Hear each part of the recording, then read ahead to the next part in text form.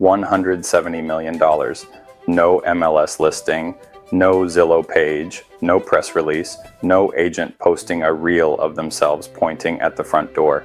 The deal closed, the money moved, and if you didn't already know the right people, you never even knew the property existed.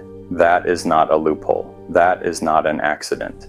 That is exactly how the top of this market is designed to work. And today I'm going to show you the mechanics, who is doing it, why, and what it actually takes to operate in that world, which, spoiler, does not involve a Zillow alert. What is off-market? Off-market means a property sells without broad public exposure, no mass marketing, sometimes no MLS record at all, no open house where 12 people show up just to judge your tile choices and leave. Instead, the deal moves through a small, controlled network, elite brokers, pre-qualified buyers, family offices, attorneys, people who were invited, people who can actually close, not people who read the listing during lunch and thought, sure, why not? In most price ranges, less exposure means a lower price. At ultra luxury, by anything north of 20 million in South Florida, that logic flips completely. Because at this level, privacy is not a bonus, it is the product, the actual product. The doc is just a doc. Think about what a traditional listing actually does.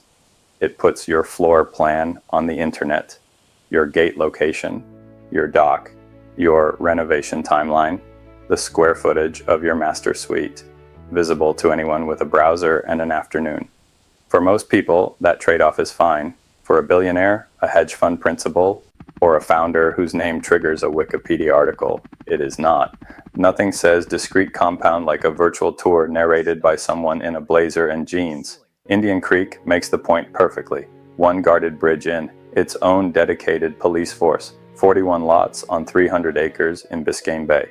That is not a neighborhood, that is a velvet rope ecosystem with better hedges than most five-star hotels. And right now, one buyer is leaning into this concept harder than anyone else on the island. Between August 2023 and April 2024, roughly 8 months, Jeff Bezos acquired 3 separate waterfront estates on Indian Creek, all 3 off-market, because apparently when you have already disrupted retail, publishing, and the concept of waiting 2 days for anything, you also disrupt how you buy waterfront property.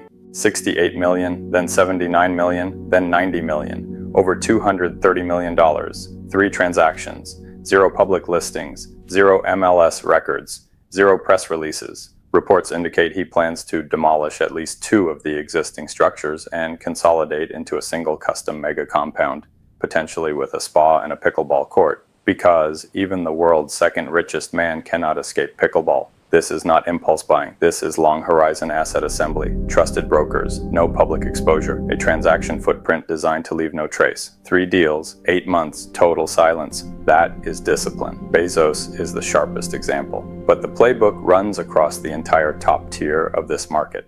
Mark Zuckerberg, reportedly $170 million on Indian Creek. Sergey Brin, $51 million on Allison Island. Structured through a Nevada LLC, no MLS record. Because why let Florida know when Nevada will keep a secret? Larry Page, over $173 million in Coconut Grove, at least 1 deal off-market. In every case, the privacy infrastructure was not incidental to the transaction. It was the condition under which the transaction was possible at all. If this is the kind of analysis you want, not the press release version, but how the deal actually worked, subscribe now. This channel is built for buyers, sellers, and advisors who operate at this level or who are working toward it. Either way, you belong here more than a Zestimate does. Miami has what almost no other market offers at the same time: irreplaceable waterfront, Indian Creek, Fisher Island, Coconut Grove, Palm Beach, a dense concentration of ultra-high net worth buyers, 0 personal state income tax, and enough legal and brokerage infrastructure to move 9 figures quietly. Miami has many talents. Spontaneous land creation is not one of them. The scarcity is real, and it is permanent. For buyers relocating from California or New York, the tax math alone can justify the transaction before they've even seen the property. Nothing motivates a billionaire quite like keeping more of their own money. Off-market does not mean easier. It means more demanding. The buyer must be verified, liquid, and known.